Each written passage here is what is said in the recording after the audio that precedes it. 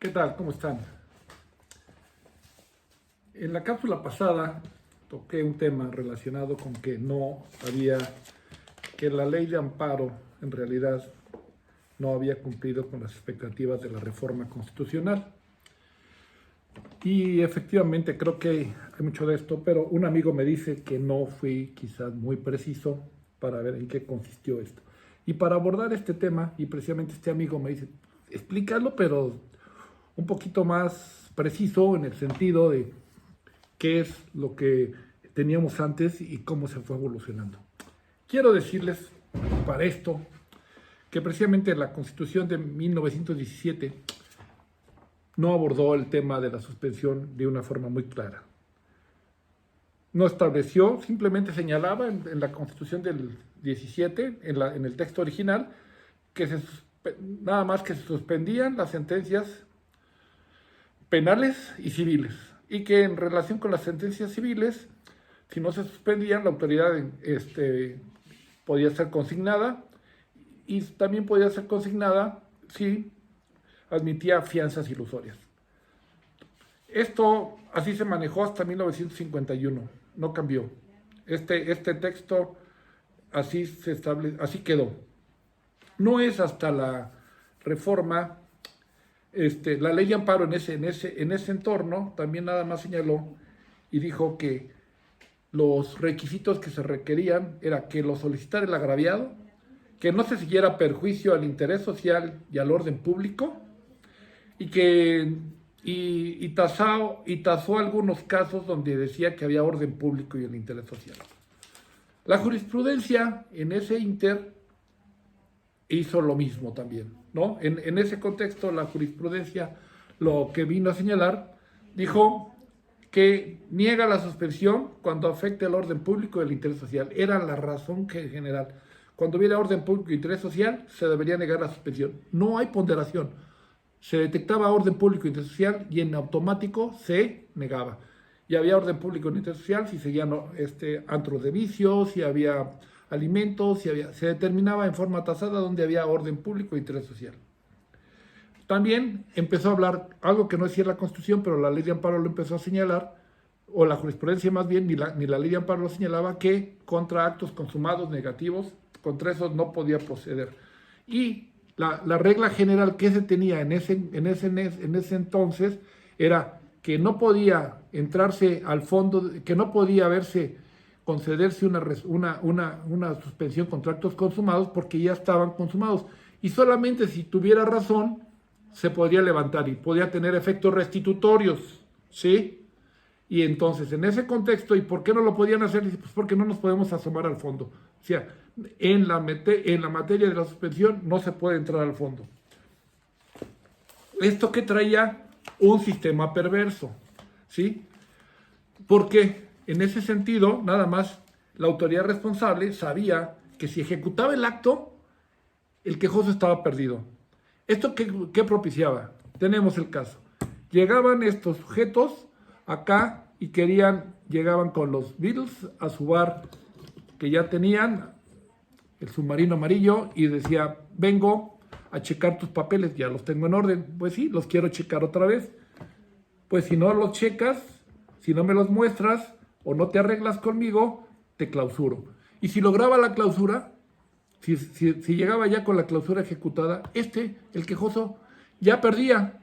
¿Y por qué perdía? Porque la suspensión, ya bajo las reglas que se habían establecido, si estaban consumados, ya no podía tener efecto la suspensión, ¿sí? Porque tendría que esperarse al fondo.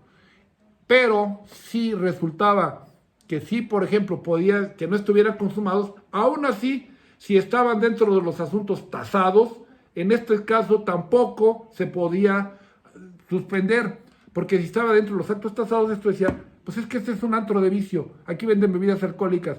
Llegaba el juez y decía, está exactamente en una de las cuestiones tasadas, en las cuales no se permite, precisamente por orden de la suspensión en el artículo 124 de aquel entonces, no se maneja. Entonces, así quedó.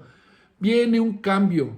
En 1951 se modifica la Constitución y en 1951 se establece ya en el artículo 107 que se considera la suspensión atendiendo a la garantía violada. Y aquí se siguió entendiendo todavía en 1951, cuando se modifica, que la garantía violada era precisamente que el acto no fuera consumado. No es hasta que el mismo Ricardo Couto dice, es que aquí ya estamos hablando de atendiendo a la garantía violada es el fondo, y aquí se debe de ver. No se le hizo caso, no prosperó para nada la propuesta de Ricardo Couto en su libro, y no es hasta 1989, 90 más o menos, en que el ministro, en aquel entonces magistrado del Tercer Tribunal Colegial en Materia Administrativa, Góngora Pimentel, empezó a cuestionar y tomó en cuenta esto que decía la Constitución. Cuando estamos hablando de la naturaleza de la violación alegada, no estamos hablando de actos consumados o de la naturaleza del acto y empezar a tomar la teoría del acto consumado negativo. Hasta ahí dice, esto no quiere decir, cuando dice la naturaleza de la violación alegada es el concepto de violación. Y logra sacar una tesis de jurisprudencia. Y aquí viene el cambio. Con esa tesis de jurisprudencia se empezó a solucionar el problema precisamente de los actos consumados. Con los actos consumados no se podía resolver el caso precisamente porque son consumados, pero resultaba que había actos consumados que eran ilegales y evidentemente ilegales. El juez lo podía constatar, pero bajo esa premisa de que la suspensión no podía tener efectos restitutorios, entonces se negaba. Entonces empieza a trabajarse y dice, ¿y por qué no nos asomamos al fondo si la Constitución lo permite? Y entonces venía ese conflicto que se dio, que se resuelve la contradicción de tesis que se resolvió en 1996 relacionada con los actos consumados. Y dijo que ahí se podía hacer un asomo y entrar a la apariencia del buen derecho. Parecía que ya jurisprudencialmente entramos al avance. Pero todavía seguíamos pensando que se tenía que utilizar aquello de los actos consumados. Sigue en el mismo contexto y también seguíamos teniendo el problema de cuando estábamos en los casos tasados por el artículo 124. Entonces, aún habiendo apariencia del buen derecho, cuando teníamos un acto tasado en este contexto, ya teníamos conflicto. Bueno, en razón de lo anterior, de esta reforma, pues viene la reforma constitucional del 2011. La reforma constitucional del 2011 empezamos a tener ya precisamente a salir de ese tema. Y entonces empezamos a manejar que la reforma constitucional del 2011, en su exposición de motivos, señalaba que se hizo análisis anteriores y decía, este sistema que tenemos ahorita es un sistema cautelar inequitativo, porque estamos viendo que la autoridad responsable podía tomar ventajas, y esto podía traer como consecuencias que, sabiendo ellas, las autoridades responsables, que el juicio lo tenían ganado, ni se apuraban por fundar y motivar, porque sabían que podían extorsionar a alguna persona y podían pedirle dinero para poder llegar a sus fines, bajo la cuestión de que sabían que si se iba al tribunal, si eran consumados, perdía. Si estaban tasados en el artículo 124, perdía. Porque así se daba. Entonces, en la exposición de motivos del 2011 se establece en la materia de la suspensión que se propone establecer un sistema más equitativo que permita cumplir con la finalidad protectora de la suspensión. ¿Sí? Propone privilegiar la discrecionalidad, consagra la apariencia del buen derecho para efecto de que ya conozcamos el fondo y que sí se pueda asomar el fondo. Y ahora se ponderará con el orden público. Antes no se ponderaba, antes había orden público y se negaba. Ahora tengo derecho y pondero contra el orden público y el interés social. O sea, antes el orden público se aplicaba sin atender el derecho del quejoso. Y podía ver que era inconstitucional, pero diría yo, eso va a ser para el fondo. Se niega sin ver si el quejoso tenía algún derecho, o sea, cerrábamos ese punto. Lo anterior era porque no se podía ver el fondo. Siempre decía, no se podía ver el fondo. Entonces vamos a privilegiar que antes se pueda ver. Ahora, conforme a la exposición, ya se puede ver el fondo, ¿sí? Inclusive ya con la exposición dice, vamos a privilegiar la discrecionalidad. Y entonces, ¿qué pasó? ¿Todo iba bien? Si el artículo 107 de la fracción décima ya estableció que en materia de la suspensión se puede ver la apariencia del buen derecho, se va a analizar que la naturaleza del acto lo permita, que tiene que ser en realidad, la naturaleza del acto lo permita que sea urgente, ya no podemos haber consumados, eso ya pasó de moda, y entonces tenemos que hablar que sea la apariencia, y ya teníamos la apariencia y ahora ya hace una ponderación. ¿Pero qué pasó? Todo parecía bien, que estaba en la ley de amparo.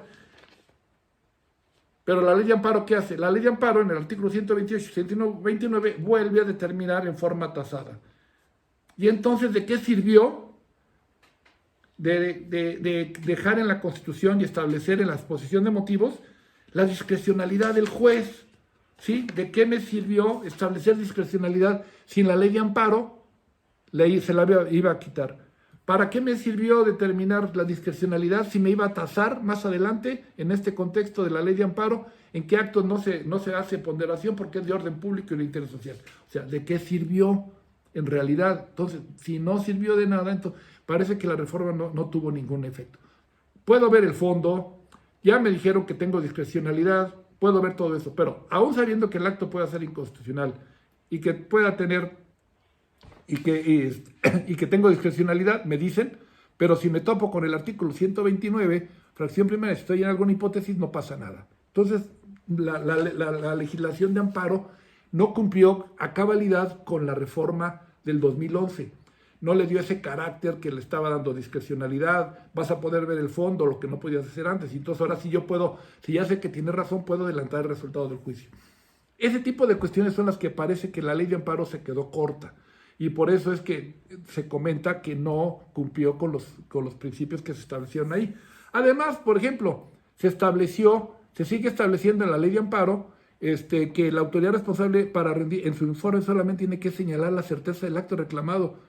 Caray, ¿y qué va a pasar, por ejemplo, en materia familiar en que hay que suplir la deficiencia de la queja? El acto reclamado, si el acto reclamado no es en sí mismo inconstitucional, necesito ver las constancias. Pero si la autoridad responsable solamente me remite la existencia del acto reclamado y no me señala las constancias o no me manda las cosas, yo no puedo ver.